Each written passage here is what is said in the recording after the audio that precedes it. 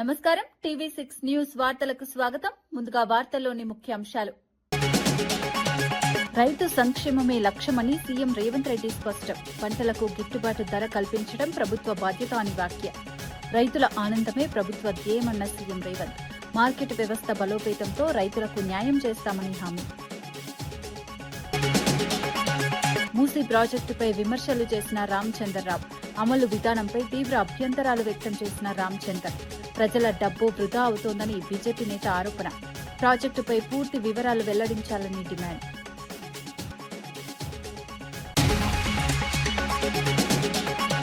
TTD అంశంపై భూమన కరుణాకర్ రెడ్డి తీవ్ర విమర్శలు. ఆరోపణలున్న వ్యక్తిని పదవిలో ఉంచడం సరైంది కాదని వ్యాఖ్య. దేవాలయ పరిపాలనలో పారదర్శకత అవసరమన్న కరుణాకర్ రెడ్డి.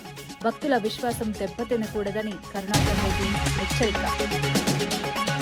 వైఎస్ కుటుంబం వివాదంపై సిపిఐ నారాయణ స్పందన. కుటుంబ విషయాలు బహిరంగం కావడం బాధాకరమని నారాయణ వ్యాఖ్య.